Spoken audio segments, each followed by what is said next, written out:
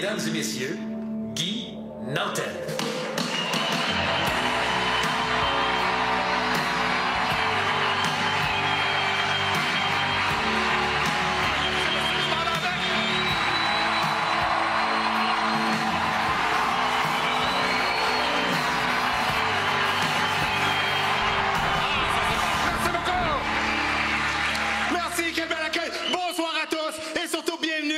Magnifique spectacle ayant pour thème nos droits et libertés! Ouais, monsieur! Pardon? Oui, OK, parfait. Prophète-en, tu diras peut-être pas ça à la fin du show. Alors, bienvenue à nos droits et libertés. Un spectacle très différent du précédent. Il y a des bonnes blagues dans celui-là. Et, non, ceux qui ont vu Corrompu savent que c'est pas vrai. Hein? Et ceux qui ont vu Corrompu savent que dans le dernier spectacle, j'ai incarné un dictateur. Et ça en avait choqué quelques-uns qui disaient que je me cachais derrière un personnage pour cacher ma propre mégalomanie. Alors, dans ce show-là, j'ai décidé de renoncer à mon personnage de dictateur et d'incarner ce que je suis vraiment pour vous, c'est-à-dire un gourou, mesdames et messieurs. Riez pas, j'ai ce qu'il faut pour vous envoûter. La preuve, à partir de maintenant, dans la prochaine heure et demie de spectacle, à chaque fois que vous allez entendre le mot gourou, vous autres allez me prouver votre entière dévotion en m'écriant très fort « Alléluia !» OK? Gourou! Ah, merci! Je suis très fier d'être votre gourou. Ah, si, on vient de partir le concept depuis 4 secondes pour vient d'en perdre 95%, là, hein? J'ai dit que j'étais votre gourou! Sauf que moi, contrairement aux autres gourous, mon but ce soir... Là, je pense qu'il y en a une trop, parce que moi-même, ça commence à me tomber sur les nerfs, c'est une niaiserie-là. Contrairement aux autres sectes, on va le dire de même, mon but ce soir n'est pas de faire de vous des espèces de moutons abrutis qui allaient tout répéter ce que je dis. Mon but est de faire de vous des citoyens libres penseurs, enfin conscients de leurs vrais droits et leur vraie liberté, mesdames et messieurs. Hein? Oui, oh oui, vous pouvez, laissez-vous aller.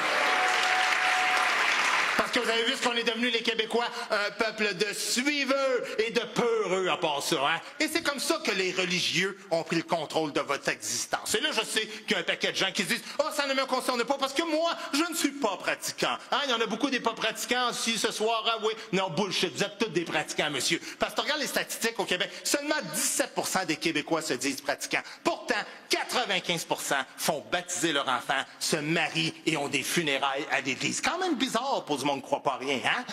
Non, mais c'est vrai, parce que tu vois, moi, je ne crois pas en Raël et je te confirme que j'y crois pas en permanence, OK? Non, mais c'est vrai, tu ne pourras jamais en train de me faire une toque ridicule sur la tête pour y rendre hommage. Non, j'ai pas de cheveux, mais même si j'en avais, je te ferais pas le toc, c'est correct?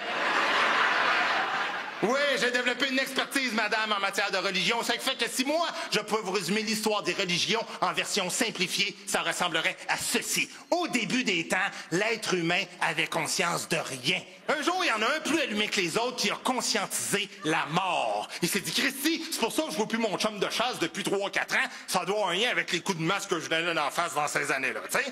Non, mais ris pas, parce que c'est ce qu'il a fait ce gars-là en disant ça. Il a inventé la religion, c'est pas rien. Sauf qu'au début, son système avait un maudit gros défaut, le polythéisme. L'épée a inventé un dieu pour chaque affaire qui existait. On s'entend-tu que c'est un peu gossant de commencer à remercier le dieu du soleil, le dieu du gazon, le dieu du vin, le dieu de la poutine, ça sa journée à remercier Dieu, et ça fait plus beaucoup de temps pour les loisirs agréables de son époque, comme décapiter des mammouths. Alors, heureusement, pas longtemps après ça, il y a environ 4000 ans de ça, arrives-tu pas Abraham, le premier juif de tout.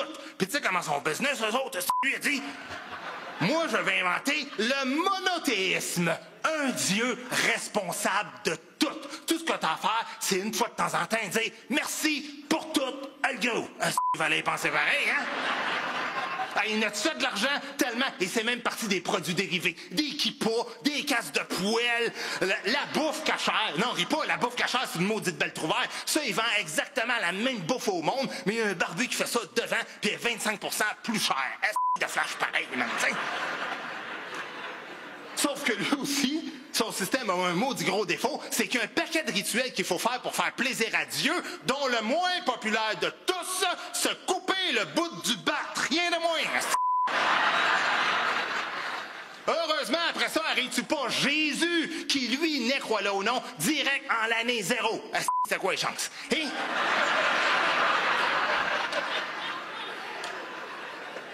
que Jésus, c'était le deuxième arrivé dans le business lucratif de la religion, hein? Fait que lui, il s'est dit, moi, il faut que mon histoire soit plus passionnante que celle d'Abraham. Fait que Jésus s'est engagé 4 scripteurs sortis de l'école de l'humour. Matthieu, Jean, Marc, puis Luc.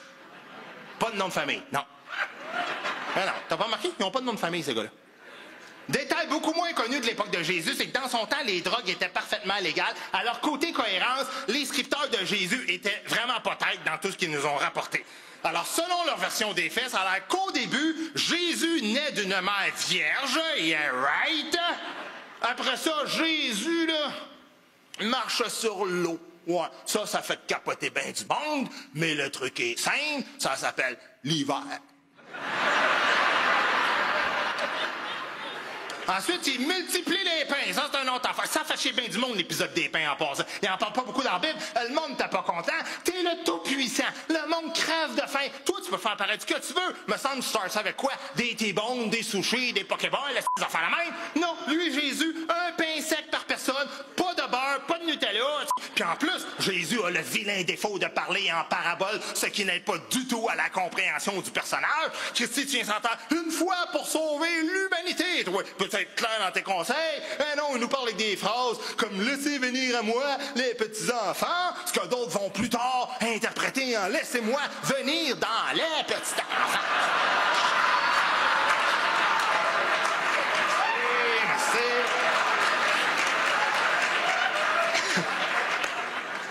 Non, mais ça a été un succès international, la business de Jésus Inc., hein? Parce que, oui, parce que ça a été quoi la force de Jésus? Ça a été de dire, fuck les rituels des Juifs. C'est ça qu'il dit à son époque. Il a dit, c'est pas important les rituels niaiseux que vous faites. Ce qui compte, c'est l'amour que vous portez au fond de votre cœur. Hey, le monde était content d'entendre ça? Tout le monde était content, sauf la compétition. Eux autres n'étaient pas contents. C'est là qu'il a hérité de son surnom de Petit Christ, parce que... Ah oui, ils ont fait la vie dure, Jésus, les Juifs, hein? Mais Jésus n'a jamais baissé les bras, particulièrement à la fin. Là, il baisse.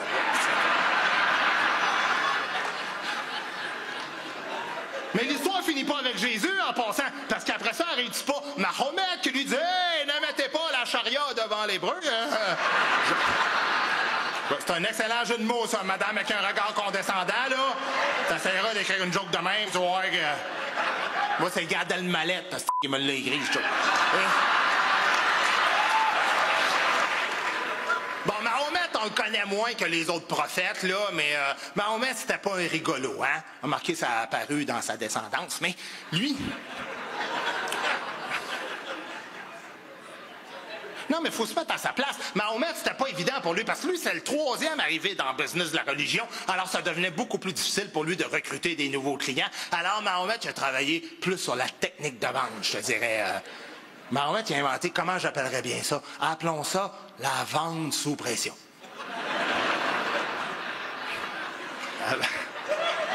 Avec Mahomet, tu rentrais dans sa gang, ou sa gang te rentrait dedans. Hein? Non, mais riez pas, parce que t'as pas une grosse gang comme aujourd'hui, hein? Au début, ça commençait tout petit, l'histoire de Mahomet, là. Il en parle dans le Coran, à page 41 et quart, Oui, le premier soir, Mahomet rencontre ses meilleurs chums et il leur dit, les gars, si on veut que notre business marche, il va falloir tuer la compétition. Il leur a dit, il dit, l'Ancien Testament des Juifs est rempli d'appels au meurtre. Les chrétiens vont bien vite partir les croisades. Nous autres aussi, il faut qu'on monte à Dieu, à quel point on l'adore en tuant nos semblables. Sauf que là, il y a une petite gang là-dedans qui ont pris l'appel un peu trop au sérieux. Je sais pas si c'est pour ça que ces gars-là, mais d'après moi, les gars se pensaient d'une série, crinqués ben raide, se laissent pousser à la barbe longue de même, mangent plus pendant un mois, pas une goutte d'alcool. T'essaieras ça, toi aussi, ça donne le goût de tuer tout le monde. Hein? Puis en plus, l'autre tarlan de Mahomet, il s'en va rajouter, à chaque fois que vous allez en tuer un, je vous donne 72 vierges gratis. Quand il a vu à quel point son programme de fidélité marchait bien, c'est là que s'est rendu compte que des vierges, t'as une denrée rare en ça, hein? Tu as vite rajouté un petit caractère au paradis.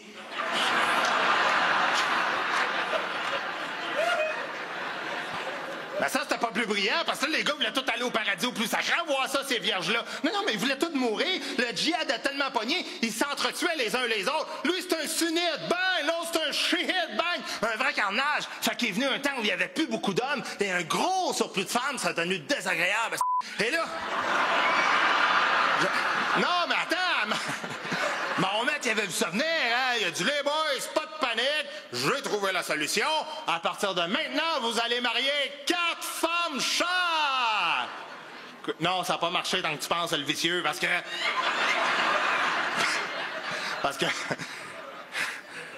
Parce que les gars, ils se sont dit 4 femmes, c'est aussi 4 belles-mères. Et... Non, même un, je veux pas être plate, mais il dit 4, pas facile à trouver, ils sont pas toutes cute. Non, mais je le sais, on va leur voiler la farce.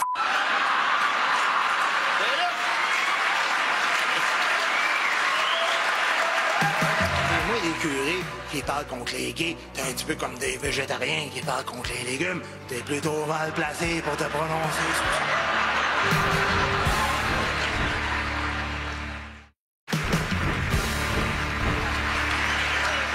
En tout cas, tous les détails sont peut-être pas exacts dans ce que je te raconte depuis tout à l'heure, là. Mais ce que j'essaie de dire depuis 15-20 minutes, c'est que depuis des siècles dans les religions, on est gouverné par des bonhommes qui prétendent tout le temps vouloir notre bien, mais qui au fond sont une gang d'obsédés par l'argent, l'alcool, la drogue, le sexe puis la violence. Fait qu'étonnez-vous pas, c'est au 21e siècle, on a une société de débiles dans laquelle on vit présentement. OK? Alors, afin de mettre un terme à toute la vague de folie endiguée par les religions depuis quelques années, j'aimerais ce soir prodiguer quelques conseils. Premier conseil de tous, si tu es un croyant, peu importe ta religion, s'il te plaît, fais un effort pour être cartésien. OK? Non, l'éternité ne dépend pas de la seule vie actuelle que tu as. C'est trop court. On vit pas assez longtemps en ce moment. Une vie, ça passe demain. Une vie, ça passe dans le temps de faire... Fait que pour revenir à la religion, toi, tu vas me faire croire que moi, mon sort éternel va dépendre de ce que j'accomplis dans la durée de... Ça n'a pas de sens. Moi, je fais le cadre pendant... Là, je suis pour l'éternité. Je nais dans une mauvaise famille, pas encore pour l'éternité. Fait que moi, je me dis, oh ben non, il n'y a rien après la vie, où il y a une infinité de... qui fait que tu peux évoluer. Oui, excusez la première rangée, mais... voyez ça comme une bénédiction. Oui, une bénédiction de votre gourou! Deuxième point bien important. Si Dieu existe vraiment, arrête de penser qu'il accorde de l'importance à tout ce que toi, tu fais de tes petites journées personnelles. Je m'explique. Mettons que j'échappe une cuillerée de yogourt à terre au soleil en plein été. Je suis à la base de la vie de milliards de bactéries. Je suis en quelque sorte leur Dieu créateur. Mais je ne m'intéresse pas à chacune d'entre elles pour autant. OK, ce que j'essaie de te dire, parce que t'as pas l'air d'allumer ces métaphores à soir, là, c'est que si tu gagnes un Oscar, une Coupe Stanley ou un combat de boxe, arrête de remercier Dieu comme un sans-dessin. Dieu n'a pas de parti pris pour toi en particulier. Dieu n'est pas un amateur de sport, ni un critique de cinéma. Dieu, c'est un monsieur qui a échappé du yogourt il y a 14 milliards d'années.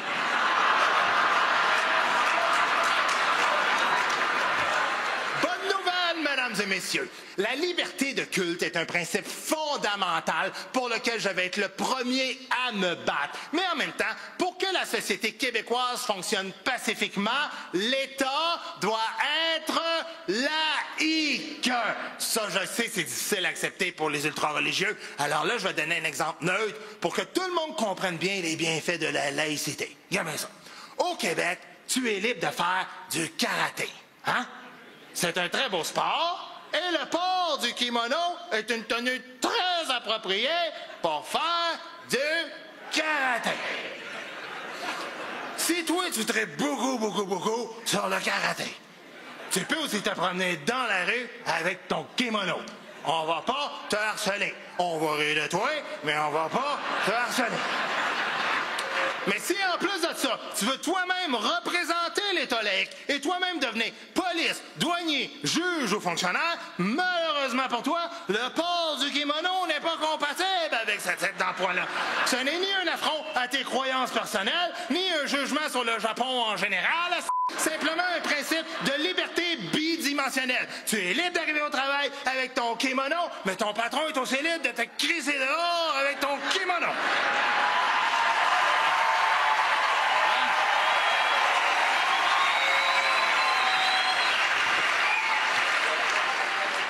Bon, pour terminer debout ces religions, parce qu'on parle pas juste de ça pendant ce spectacle-là, j'aimerais terminer en prodiguant quelques conseils aux 3 grandes religions monothéistes qui font toute la merde sur la planète Terre depuis à peu près 300 ans. À commencer par les catholiques, à commencer par les bonhommes au Vatican, le pape, sa gang de cardinaux arriérés. Concentrez-vous sur un principe fondamental, vous autres, l'amour. Arrêtez de vous enfarger dans les fleurs du tapis, puis arrivez au 21e siècle, oui, une femme, c'est capable de dire une messe, imagine-toi donc. Le pénis n'est pas un accessoire indispensable quand vient le temps de parler d'amour sincère.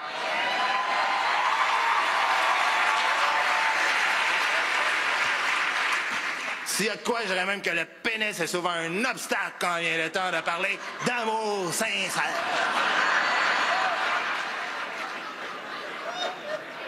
Puis les curés qui n'arrêtent pas de parler contre les homosexuels depuis à peu près 50 ans, je pense que là, on a fait le tour de ce sujet-là. Hein? D'ailleurs, je te dis, moi, des curés qui parlent contre les gays, t'es un petit peu comme des végétariens qui parlent contre les légumes. T'es plutôt mal placé pour te prononcer.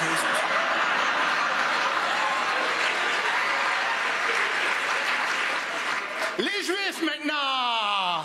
Non, je veux pas avoir de trouble ici, mais il est temps qu'on se parle. Moi, quand je les entends dire, le jour où tous les Juifs de la terre vont se réunir à Israël, il y aura un règne de 1000 ans d'harmonie entre les hommes sur la terre. Si l'harmonie entre les hommes est ta grande priorité, comment juste par saluer tes voisins dans la rue à Outremont, ça va déjà faire un bout d'harmonie de Ridley, c'est intelligent.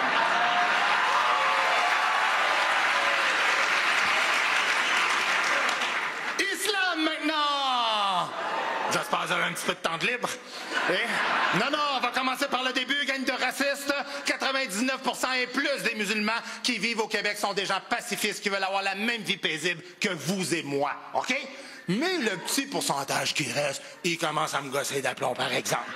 Fait que si ton Dieu te recommande vraiment d'aller tuer des mécréants au nom de l'amour, c'est un signe qu'il n'existe pas. Si t'entends des voix dans ta tête, c'est pas l'heure de l'Eucharistie, c'est l'heure du lithium. Mais oui, si tu parles à Dieu, t'es un croyant. Mais s'il te répond, t'es un schizophrène.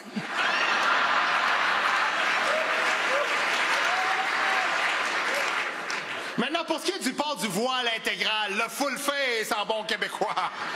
Non, mais ça, je sais que c'est toujours le choix des femmes et que les hommes ne mettent jamais de pression à ce niveau-là, hein? En bout de ligne, on s'en sent qu'un peu de savoir qui c'est qui a pris la décision. Ça rend pas le concept plus légitime, soit dit en passant. Parce que, au Québec, on a juste 2 exigences au niveau vestimentaire. C'est monte ta face, puis cache ton entrejambe. C'est pas compliqué? Non, mais je le dis parce que les gens le savent pas, mais moi, j'aimerais beaucoup ça qu'on vive tout nu en société au Québec. D'ailleurs, moi, avant, me promenais tout nu dans la maison chez nous, les rideaux ouverts, mais mes voisins n'aimaient pas ça. Fait que tu vois, moi, je me suis adapté à la majorité. Fait que tout c'est pareil, mais à l'envers. Tu vois, moi, je choque parce que je peux pas passer de linge, mais tout le choque parce que t'en portes un peu trop. Fait que tu vas enlever de bout de linge, je te devant ta face, moi, je vais me mettre devant ma zwin, puis on va vivre ensemble en collectivité.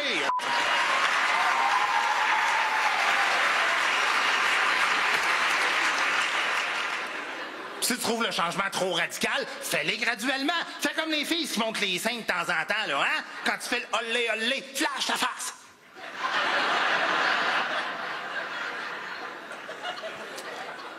Maintenant, le jeûne au Ramadan. Ça, le jeûne au Ramadan, c'est censé être un rite de purification.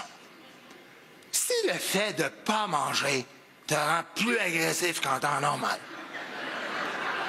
tu sais, ça te donne des frustrations ou même de simples petites envies de faire sauter la planète, j'ai un truc pour toi, va dîner.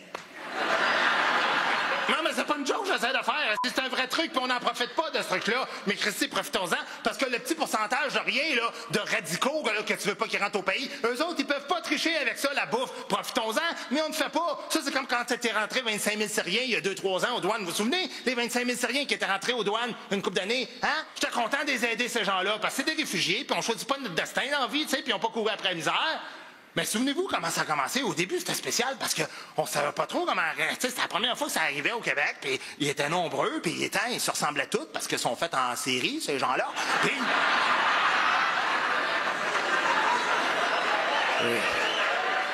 Comment ça a viré? Ça a un peu mal viré. Parce qu'au début, ça avait bien commencé. Ils arrivaient, ils avaient faim parce qu'ils avaient voyagé pendant toute la journée. Fait qu'avant même qu'ils passent les douanes, on leur donnait une boîte à lunch, ils mangeaient, ils étaient contents, on était contents. Tout allait bien. Tout le monde était content là-dedans. Et un jour, pour vrai, il en arrive une gang et on leur donne de la bouffe et ils en mangent pas. Puis là, il y en a un, il va voir les journalistes, il dit « À partir de maintenant, on exige de la nourriture halal! » Bon, il l'a pas dit de même, il a dit « Halal! » On exige de la nourriture halal. Sinon, quoi? Tu retournes dans ton pays où il y a de la pas de nourriture halal, parce que est halal, mais pas là. Pensez-y bien, en effet. C'est pour ça, moi, pour éviter cette petite gang-là, premier repas sur leur serre, des chops de porc, des oreilles de Christ, puis une petite shot de caribou. Si tu peux pas avaler ça en situation de famine, apprends pas les paroles du Haut-Canada par cœur, on retiendra pas tes services. C'est-tu correct, ça? À mon nez. Je veux bien croire c'est grave ce que fait Éric Salvaire. Mais soyons honnêtes, tout le monde ici ce soir. Quel homme ici dans la salle n'a jamais déposé son pénis sur le bureau d'un collègue pour faire avancer un dossier? Hein?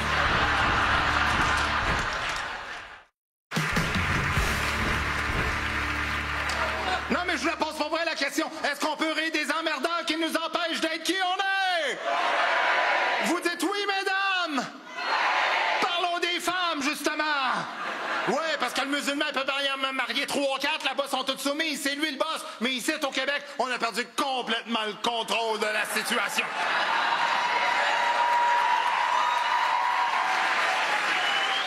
Ben, c'est rendu que tu salues une fille que tu connais pas. Hey, je t'ai pas donné mon consentement, fuck you. C'est correct, ça, comme consentement?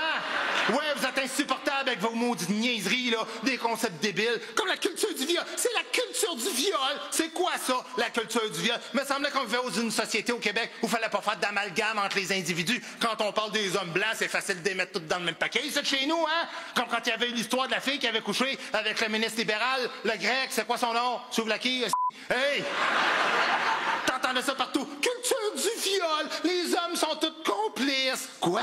On n'est pas complices de rien. De quoi tu parles, toi? 99,999% des hommes au Québec, on est contre les violeurs. On veut qu'ils finissent en prison, nous autres avec. Mais quand toi, t'as pas ça dans ton tempérament, ça te complique l'existence, les histoires de MeToo pis tout ça. Là, c'est rendu que ça prend le consentement de la fille à chaque étape de la relation. Hey, ça commence à être gossant d'aller baiser chez le notaire.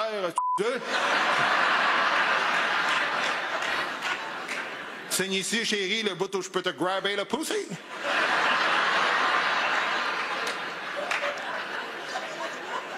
Tu mettras tes initiales sur le paragraphe à sodomie des fois que...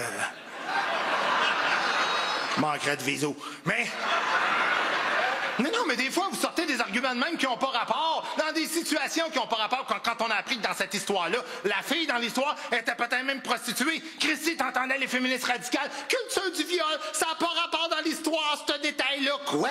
Mais ça a rapport dans l'histoire, de quoi tu parles? Non, mais on n'est pas en train de dire que c'est correct de violer des prostituées, mais quand on est en train de débattre de la notion de consentement sexuel, le bout où c'est peut-être l'emploi de la fille d'aller coucher avec le monsieur a quand même rapport dans l'histoire. C'est comme si t'apprends qu'un de mes chums a mangé une volée hier soir dans un bar. Tu vas capoter, mais si t'apprends le détail, pas important, que mon chum, c'est le doorman du bar en question, on va s'entendre que son emploi l'expose un peu plus au claque à gueule que s'il est en charge de trimer des bébés caniches dans un pet shop. Qu'est-ce que tu comprends pas?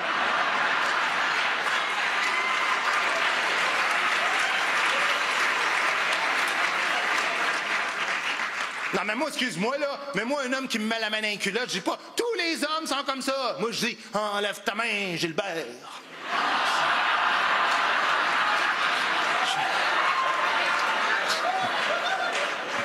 Oui, on a eu un automne chargé en termes de gros cochons au Québec l'an passé, hein? Oui, non, ça a déchargé à un moment donné, mais il y a un bout, c'est chargé. Non, mais il y a une semaine en particulier qui est intense. Vous souvenez-vous, la semaine intense, à tous les jours, il y en avait un nouveau, hein? Ça a commencé avec Éric Salvaire, le lendemain, Gilbert Rozon, Michel Venn, Michel Brûlé, Gilles Parent à Québec. C'était épouvantable, hein? Pour ces hommes-là, parce que c'est des victimes, ces hommes-là, en quelque part. Et arrêtez, pas capable de placer un mot depuis tout à l'heure. Mais... oui, il y en a qui ont payé cher, excusez, pardon. Hey, des gars comme Éric Salvaire. OK, je veux bien croire c'est grave ce qu'a fait Éric Salvaire. Mais soyons honnêtes, tout le monde ici ce soir. Quel homme ici dans la salle n'a jamais déposé son pénis sur le bureau d'un collègue pour faire avancer un dossier? Hein? Non. Toi non, hein? Mais non, toi tu le faisais pas parce qu'il se rendait pas, OK? Mais Salvaire, il se rendait en tabarnak. Des fois, c'est 4 bureaux à côté. Travaille!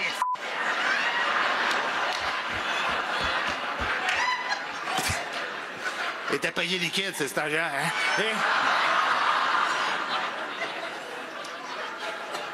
Non, mais pour vous montrer à quel point les vraies victimes du MeToo au Québec, ça a été des hommes et que les femmes ont juste essayé d'être opportunistes pour faire pitié, ça a été qui les premières victimes, les premières personnes qui se sont plaintes de leur souffrance dans le MeToo québécois? Ça a-tu été des femmes? Non, ça a été des hommes dans l'histoire d'Éric Salvaire, hein? Ça a été, oui, des hommes gays, mais on appelle ça des hommes, ces personnes-là, en 2019. Non. Je suis pas un homophone. Je suis pas un homophone. Ce que je te dis, c'est qu'un gars straight qui se fait agresser sexuellement par une femme, c'est plus rare. Ou disons, on vit pas ça de la même manière. C'est vrai, on s'entend que c'est rare, tu vois un gars qui se confie à son meilleur chum. Tu sais pas quoi, ma boss rentre dans le bureau hier, me confie un dossier. Ben, les boules à l'air, elle commence à me frotter à la poche.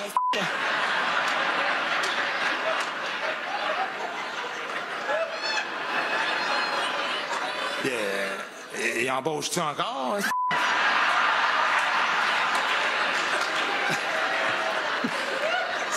C'est de l'humour, madame, OK?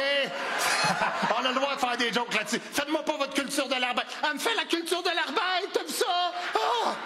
Bon, ouais, la femme n'est même pas gênée de te faire son arbaïde de même, hein? Et ça prouve quoi, ça? Ça prouve que c'est la femme qui l'a gagné, la guerre des sexes au Québec, puis on n'ose pas le dire publiquement. Et quel concept démontre que la femme l'a gagné, la guerre des sexes? Tout le monde le sait, c'est le fameux concept de tout le monde ensemble. Vous savez rien, à vous le dire. C'est le fameux concept de fidélité. Parce que c'est prouvé, ça, que peu importe l'espèce, le mâle est toujours condamné à aller distribuer sa semence le plus souvent possible, tandis qu'en général, la femelle, elle, attend comme ça la venue du meilleur mâle, ou du moins pire dans certaines rangées que j'ai d'en face à soir. Mais on a tous nos besoins physiques irrésistibles. Mais pour une raison qu'on comprend pas, au Québec, on a juste adopté le modèle de la fidélité féminine, ce qui prouve que c'est la femme qui mène. Parce que si c'était l'homme, ce sera pas l'adultère qu'on fera en cachette, ce serait la fidélité. T'entendrais ça une fois de temps en temps sur la rue. Tu sais pas quoi? Ça a l'air que Roger faut juste une femme. C'est dégueulasse.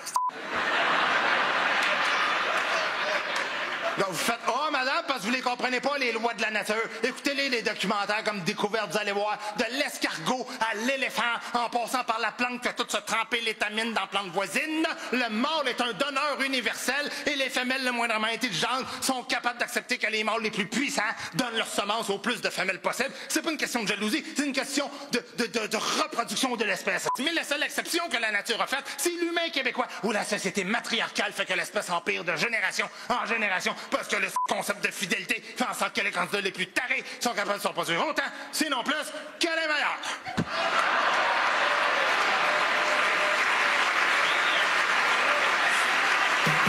tous les hommes ici présents coucheraient volontiers avec le plus de femmes possible s'il y avait des vrais droits et des vraies libertés, OK? Et là, je vois un paquet de gars qui me regardent puis quelques-uns qui font « Oh, il a raison, mais il a femme dessus son gueule, lui! »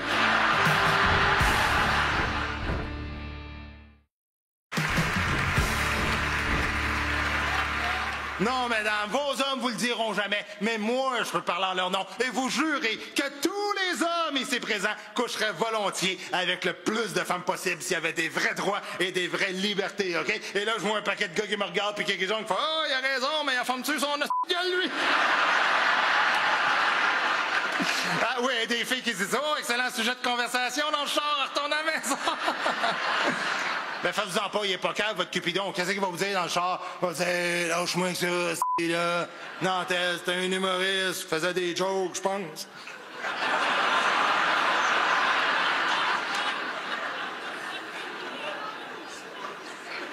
Et tout ça, là, tout ce que je vous dis depuis tantôt, c'est sans même parler de toutes les souffrances que ça nous inflige à nous autres, les hommes, de devoir avoir ce type de comportement-là.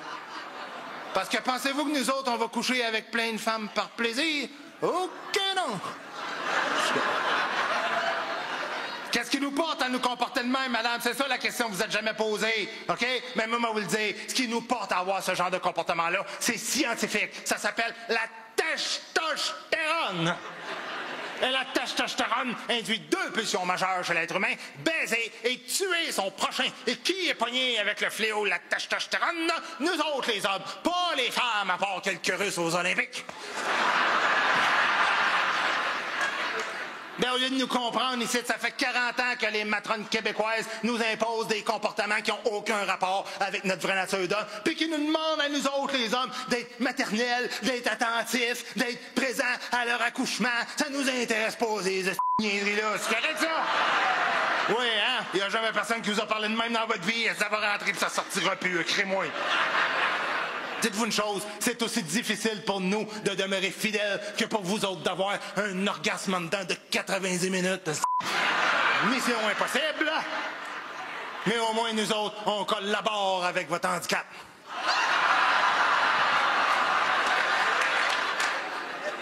Alors, qu'est-ce qu'on doit retenir de ce petit bout de spectacle-là? Eh bien, c'est que l'homme est un généreux donneur universel, tandis que la femme est plutôt un récipient inerte qui de surcroît impose sa nature morte à l'homme. En fait, des choses si vous voulez, ça me dérange pas. Vous allez voir, je vais même avoir un prix pour ça après ma mort. Mort qui s'en vient bientôt à regarder la face de certaines femmes. Vous trouvez que ma femme est une sainte de mort durée, hein? Oui! Ben, vous avez bien raison. Mais en même temps, soyons honnêtes, elle peut pas vraiment trouver mieux non plus. Quoi, c'est vrai. Elle a pas mon charisme, ma femme, hein? Non, pas vrai. Tu la connais pas, tu l'as jamais vue, mais... Non, elle est correcte. Comment je pourrais vous décrire ma femme respectueusement? Disons que ma femme, c'est pas un mannequin, mais t'es pas gêné d'aller faire l'épicerie avec ça. Chez Walmart. C'est de l'humour, madame, ça achève cette bout-là, là, OK? À des qualités. Là, j'ai un blanc, maintenant, mais... Non, mais elle consomme peu, excellent rapport qualité-prix, assez compact malgré un derrière de plus en plus spacieux. Vous voulez que je me ferme, hein? Oui, vous voulez me censurer? C'est exactement ça, la liberté d'expression. Madame avec une blouse des années 90, c'est le droit de dire ce que même le public va pas entendre. Tu vois, elle vient voir un show, sa liberté d'expression, mais elle veut que l'artiste se ferme en première contrariété. Ça, c'est féminin, en maudit comme comportement, OK? Oh, puis je niaise pas. Demandez à n'importe quel humoriste va vous le dire. 95% des courriels de bêtises qu'on reçoit, c'est des femmes qui sont pas capables de comprendre le concept d'une joke. Ils sont pas rendus à ce stade-là de l'évolution, hein? Oui, parce qu'un homme, ça a plus d'humour qu'une femme dans la vie. J'espère que vous êtes capable de le reconnaître. Hey, certain. Un gars, ça aime ça niaiser. C'est dans son ADN. Hey, le gars, tu lui fais des jokes de bébé mort. Il va rire, hein? Parce qu'il sait que le bébé dans le joke, il existe pas. Tu peux faire ce que tu veux. Tu peux te kicker dans la face. Tu peux te puncher dans la tête. Tu peux l'écarteler. Gala, elle est là. Non, c'est pas ça. J'écartèle de l'air, Paul. Y a pas de bébé.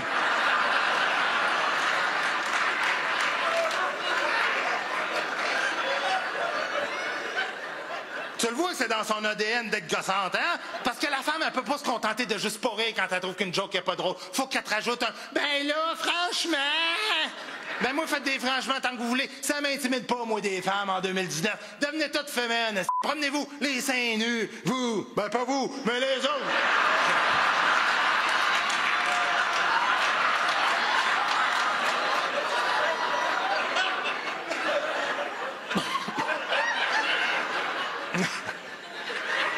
Non, c'est pas gentil. C'est pas gentil, pour vrai. Non, j'arrête tout ce que j'ai dit depuis je sais même plus jusqu'où reculer. Depuis bonsoir tout le monde. Moi, j'ai commencé ma carrière avant l'invention des médias sociaux. Oh, la belle époque, toi, hein? L'époque où il y avait autant d'épais qu'aujourd'hui, on les voyait pas.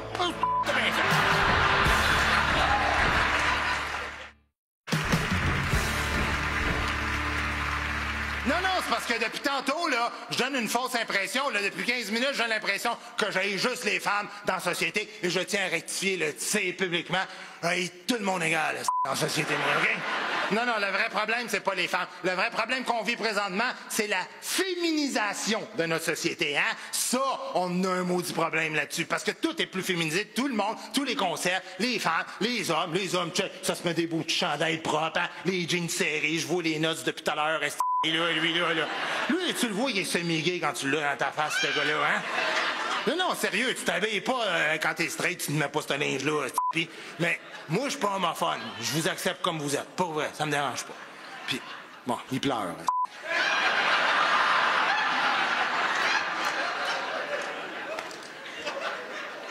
Ça n'a pas de sens. Ça n'a pas de sens d'être humoriste aujourd'hui. On peut plus rien faire. Partout où tu te promènes, puis t'en rencontres des gars de même sur la rue, puis ils viennent te parler. Ces gars-là, ils viennent te dire comment faire ton métier. Je te jure, je niaise pas. Ils sont là. Là, ton prochain spectacle, je te le dis. Fais pas de joke, c'est les femmes. Fais pas de joke, c'est les gays. Fais pas de joke, c'est les petits handicapés qui chantent comme un chaudron. Mais, je vais pas nommer personne. Cessez vos jérémiades. Non, mais à ce temps qu'il nous a dit combien ça coûtait Ray de lui, moi, je budgète ça dans le show, 15. Il peut me poursuivre. Pas si ça me dérange, poursuis-moi. Je suis pas moune comme Mike Ward, moi, je vais pas aller broyer à la TV. Qui me poursuive? Combien il y a eu? 42 000. 2 shows gratis.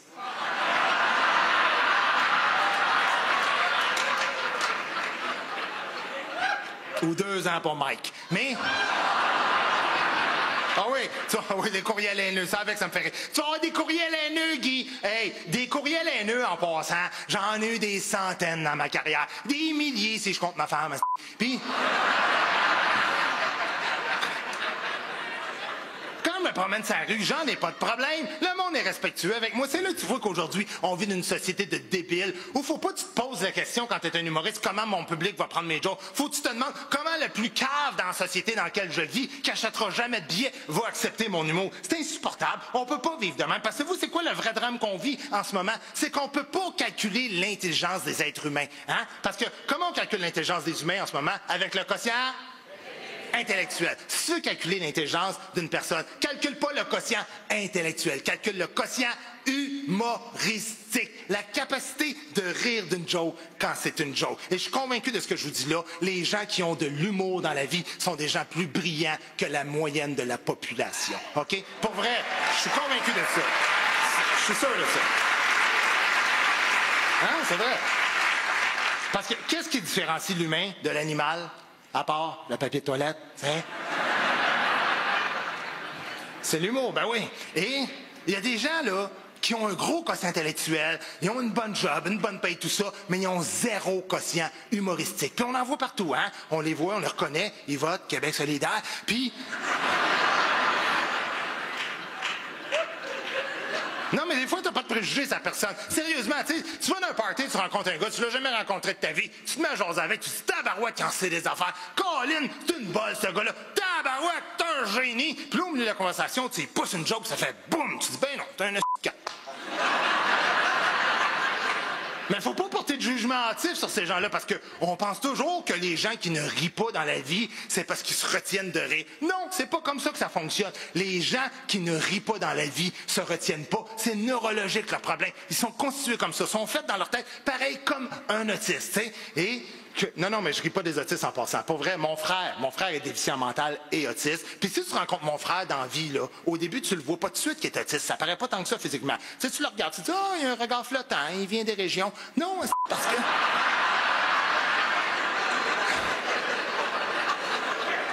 Il n'est pas agriculteur, rien, c'est juste que...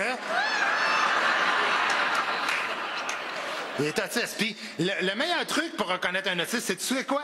C'est que, non, mais je te jure, c'est un vrai truc. En tout cas, ça marche avec mon frère, c'est que tu lui parles d'un paquet de sujets sérieux, puis au milieu de ça, tu lui fais une joke. Et mon frère, en tout cas, est incapable de faire le changement, le switch de niveau de langage. Il comprend pas où tu vas en venir avec une joke. Fait que lui, tu dis, mettons, puis les Canadiens, ils ont une meilleure saison que prévu. Ouais, on les condamnait au début de la saison, ben finalement, ils ont toffé jusqu'à la fin.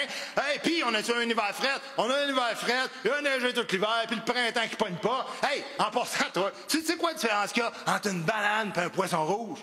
Oui, parce qu'il y en a un que c'est un animal, l'autre c'est un fruit, la banane est jaune, le poisson est rouge.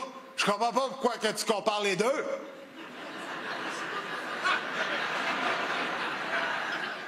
T'sais, on va s'entendre qu'à partir de là, ça va prendre un bon punch pour faire rire ces gars-là.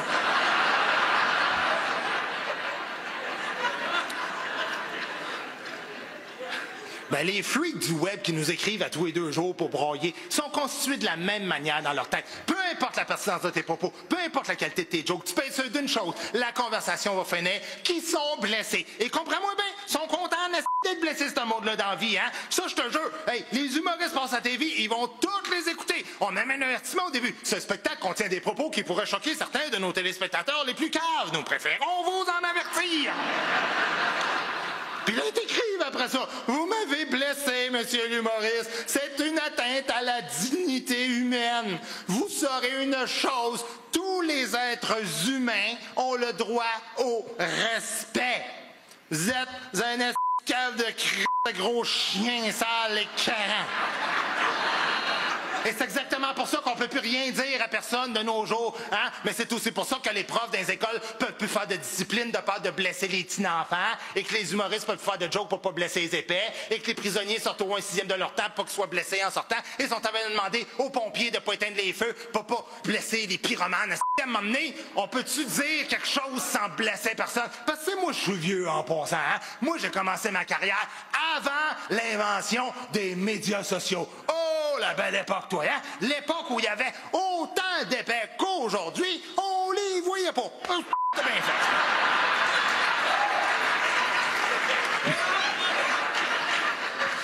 Mais aujourd'hui, il y a une tribune, ces gnochons-là, hein? Et ils ont l'impression que leurs propos sont d'intérêt public. Comme l'autre jour, écoute ça. L'autre jour, je mets juste une photo de mon petit lapin sur Facebook. J'écris à peine une phrase en dessous. Vous trouvez pas qu'il serait bon dans une sauce à moutarde?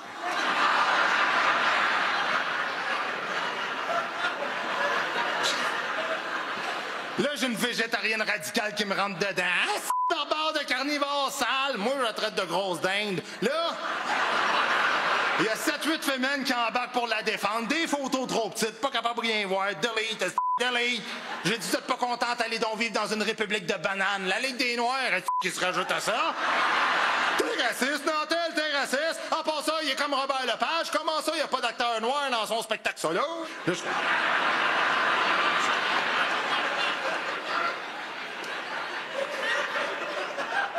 après ça, le monde m'écrit tout le temps. Comment ça, t'es pas plus actif que ça sur les médias sociaux? Tu veux savoir pourquoi je suis pas actif sur les médias sociaux? Mais te le dire. Parce que pour la première fois de l'histoire de l'humanité, on vit une société où plus t'es calme, plus t'as de la visibilité. Tu sais, moi, je sais pas si ça prend pour préserver les droits et libertés de tout le monde dans la société québécoise. Mais je sais une chose, par exemple, c'est qu'une société dans la misère arrête jamais de rire. Mais une société qui arrête de rire devient vite misérable.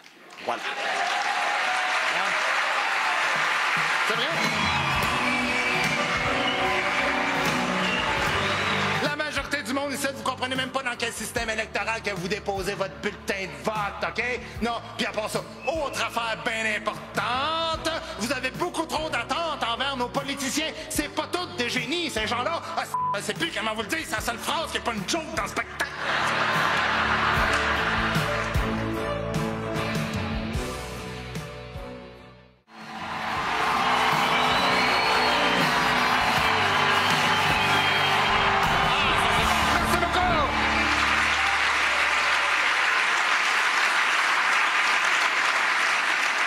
Hey, non, mais on parle des épais, là. Mais y en a-tu de ça partout, tu vois? Partout, tu regardes, hein? Puis ça vote, ce monde-là. T'as vu? Oui, il vote libéral, mais il vote. Puis, ça s'informe sur Facebook, mais après ça, il exige la vérité de la part de nos politiciens. Qui veut ça, la vérité des politiciens? T'as vu la dernière campagne électorale? Ils arrêtaient pas de dire ça. On exige la vérité. Soyons honnêtes, on carbure à la bullshit de la part des politiciens au Québec. C'est une tradition. Plus ils sont bullshiteux, plus on leur donne des carrières qui durent longtemps. Certains, c'est vrai. Puis en plus de ça, m'a dit une autre affaire. On a les politiciens qu'on mérite comme citoyens ici. Hein? Parce que qui, ici, dans la salle, a déjà lu un seul programme d'un parti politique au grand complet? Hein? Qui? Personne. Il n'y a pas une main qui se lève. Baisse ta main, toi. Mais... Parce que ce qui compte aujourd'hui, c'est pas le contenu, c'est le contenant. Pourquoi vous pensez que Trudeau est rentré en 2015? Hein? Non, c'est pas une joke que j'essaie de faire, c'est une vraie question. Pourquoi vous pensez qu'il y a eu la vague rouge il y a 4 ans? Moi, vous le dites, il y a eu la vague rouge parce qu'il paraissait bien. Avant ça, il y a eu la vague orange parce qu'il est mort, puis avant ça, la vague bleu pâle parce qu'il s'est fait gruger une patte. OK?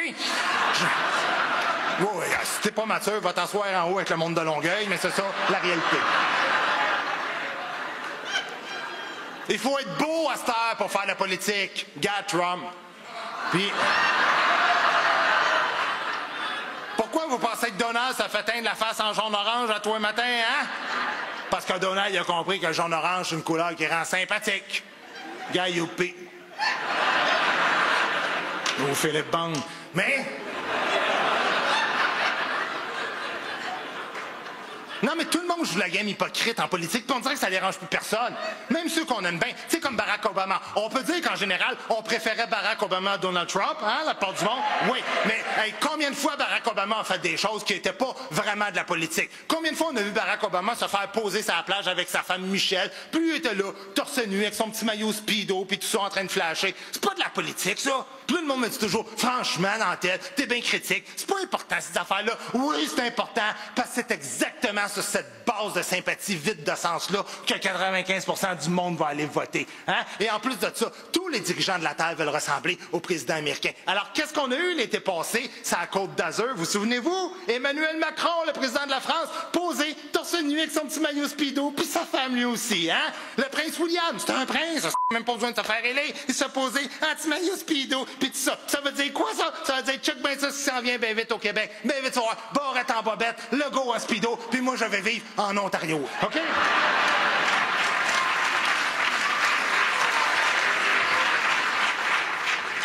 Vous pensez vraiment que vous avez le droit à la vérité de la part de vos politiciens? Oui! Regardez l'état actuel des choses au lieu de dire oui en insignifiant. Le politicien qui dirait 100% la vérité au monde, là, le public ne serait pas capable de le prendre. La catastrophe! Pour le parti, surtout. T'imagines-tu le genre de conférence de presse qu'on aurait, toi?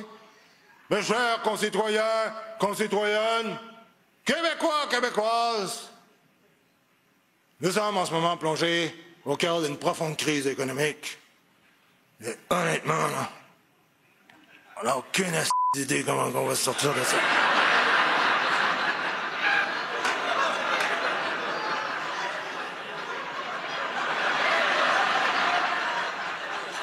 Tu votes ça pour ce gars-là? Ben non, tu votes pas pour ce gars-là, madame. Pourtant, il vient de te dire la vérité, ce gars-là. Ce qui me prouve que dans notre système, le vrai problème, c'est pas eux autres. Le vrai problème, c'est vous autres, ceux qui les élisez.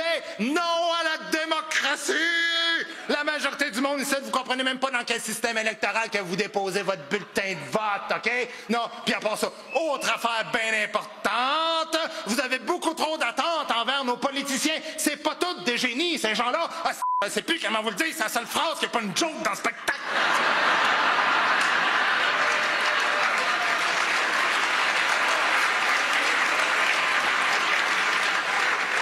Mais c'est ça le problème, c'est qu'au Québec, on condamne toujours la malhonnêteté des politiciens, mais on tolère leur incompétence. Et ça, je tiens à le dire publiquement, je préfère de loin le politicien crosseur à l'incompétent. Oui, parce que le crosseur, là, quand tu vois que tout le monde le regarde, est capable d'arrêter de crosser.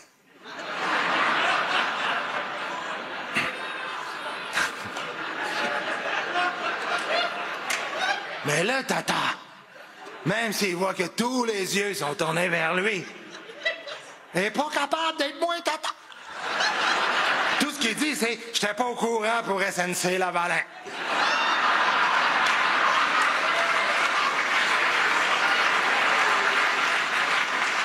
Ah ouais, des innocents sortaient, hein? Oh, au fédéral puis au provincial, les libéraux généralisent eux autres partout, hein? Hey, dans la dernière campagne électorale, il y a des phases dans le Parti libéral, mais pas sur la TV. Tu gagneras pas des élections avec ça, du monde. Hey, non, mais dernière élection, là, et là, je regardais, là, Laurent Lessard, voyons donc, son boss couillard, il est neurochirurgien. Jamais je créerais, il peut rien faire venir en aide à ce gars-là.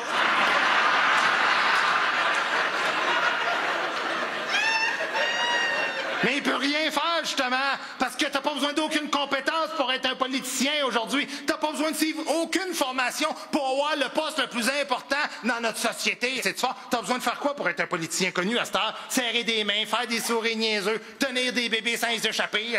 Puis nous autres, on vote exactement sur cette base niaiseuse-là. Puis après ça, on se demande, comment ça tout va mal dans la société québécoise? Allô? Hey, prendrais-tu l'avion, toi, piloté par un gars que je te dirais, il a pas suivi aucune formation, mais c'est le gars le plus sympathique qu'on a trouvé dans l'aéroport.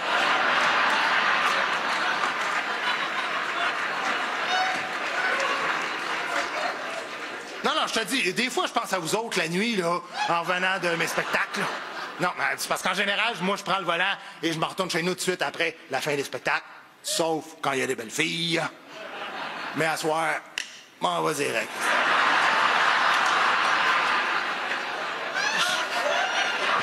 Je pense que je vais y aller tout de suite. Non, mais des fois, je pense à vous autres, je me dis, mon Dieu, qu'ils sont pas intelligentes, ces personnes-là, tu sais. Enfin, je me dis pas de même, je me dis, si c'est les plus brillants qui viennent voir le show, imagine-toi les autres. Ah, je le sais, il y en a qui se sentent choqués, là, tu sais, qui disent, franchement, Nantel, t'es pas gêné. Au moins, on vit en démocratie. Vous êtes quand même pas assez innocent au point de croire que quelqu'un qui a des bonnes idées en 2019 pourrait gouverner le Canada s'il n'y a pas la grosse machine de cash électoral qui pousse dans le derrière. Tu sais, on pense, nous autres, que comme citoyens, là, notre opinion a beaucoup d'importance. Le premier ministre actuel du Canada a exactement les mêmes droits que Louis XIV avait, à part décapiter la tête du monstre, qui était le bout le plus divertissant de l'Ancien Régime. OK? Là, tout ça dit, oui, mais un instant, il existe beaucoup de mécanismes de protection du citoyen qui n'existaient pas à cette époque-là. Hein? Comme le gouverneur général qui représente la reine, faut qu'il soit d'accord avec les choix du premier ministre. C'est vrai, sauf que ça donne que le gouverneur général, c'est le choix du premier ministre. Oh, méchante protection! C'est comme si le chef des Hells décès, c'est qui? Le boss de la Sûreté du Québec. Qu'on se sent en sécurité là-dedans? Là, tu vas dire, c'est pas tout, il y a les sénateurs aussi. Les sénateurs sont capables de renverser les lois, ça t'en parle pas, hein? Ça aussi, c'est vrai. Sauf que les sénateurs, comment je te dirais bien ça, un sénateur, c'est un petit peu comme un gossou au lit avec une belle fille, hein? Techniquement, elle est capable, mais pratiquement, elle est plus beaucoup capable. Et j'oubliais, c'est aussi le premier ministre qui nomme les sénateurs. Oui, mais la séparation des pouvoirs, c'est les juges qui appliquent les lois, pas le premier ministre. Ça aussi, c'est vrai. Mais qui c'est qui nomme les juges? Le premier ministre. Et qui vote pour le premier ministre, c'est... Non, c'est pas vous autres. Personne vote pour le premier ministre. Quand je dis, vous comprenez pas dans quel système vous déposez votre bulletin de vote. Toi, tu votes pour un député sans dessin qui, lui, va répéter comme un perroquet ce qu'un gars pas élu va lui dire de dire. Alors, en résumé, dans notre beau système, on vote pas pour un gars à qui on donne les pleins pouvoirs, qui décide de toutes les lois. À lui de seul, il nomme les juges, les chefs de police, les chefs d'armée, les ministres, les sénateurs, les ambassadeurs, les hauts fonctionnaires, les contrôles, l'économie, l'énergie, la culture, la santé, l'éducation. Puis nous autres, on nous parle de démocratie. Un peu de vaseline, c'est ça.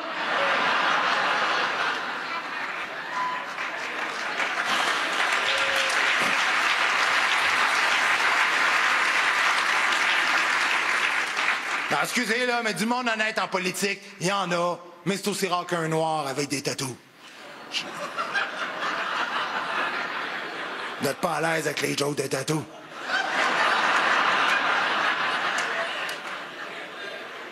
Attention, la solution pour s'en sortir, c'est quoi, Guy? C'est ça que les gens me demandent. Eh bien, la solution, c'est simple. Pour une saine gestion sans crosse, attribuons le pouvoir par tirage au hasard. Oui, mesdames et messieurs, créons la lotocratie! Absolument, dans mon système, plus de partis politiques, plus de chefs de parti, plus de lignes de parti, seulement 500 citoyens qui, à chaque 4 ans, font tirer leur nom au hasard dans un Christy de gros boulier de loto au Québec, Cave Cobain pitch des boules à Guy Mongrain en demi-finale. Non, toi, tu ris de moi, c'est pas un rire honnête, ton affaire. Je sais qu'il y en a qui me prennent pour un débile, hein, mais je vous jure quand même que ça a déjà existé, le système de tirage au hasard pour décider qui allait gouverner. Et vous checkerez, ça s'appelle la boulée. Et je niaise pas, ça existait 2 fois dans l'histoire de l'humanité, dans la Grèce antique et à la Renaissance italienne, les 2 plus grandes périodes de progrès de l'histoire de l'humanité. Tous les citoyens avaient le droit de participer au tirage. Il y avait 2 petites conditions. Il fallait savoir lire et ne pas avoir le dossier criminel. 2 améliorations par rapport au Parti libéral du Canada.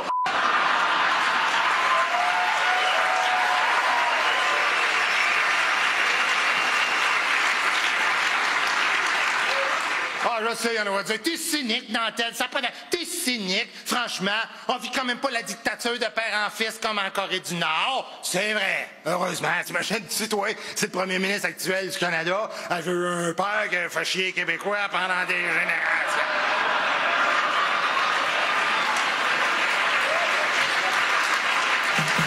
Vous êtes pas écœurés de faire manipuler comme des suiveurs! De faire ce qu'on dit de faire, de répéter ce qu'on dit de répéter! Y répondre, hein?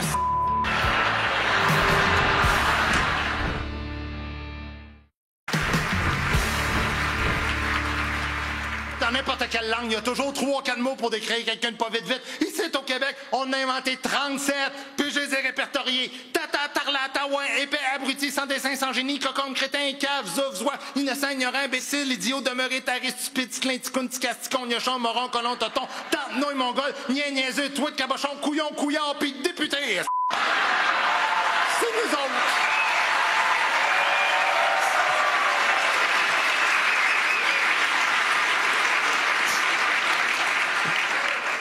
Des fois, le monde me demande, t'es-tu raciste, oui, dans la tête? Puis je leur dis, mais je le suis, envers nous autres, les Québécois, hein? Gang de suiveux, pas de colonnes, qui savent pas ce qu'ils veulent, qui sont comme, oui, mais moi, j'en ai des valeurs, mais je ne sais pas encore c'est quoi mes valeurs.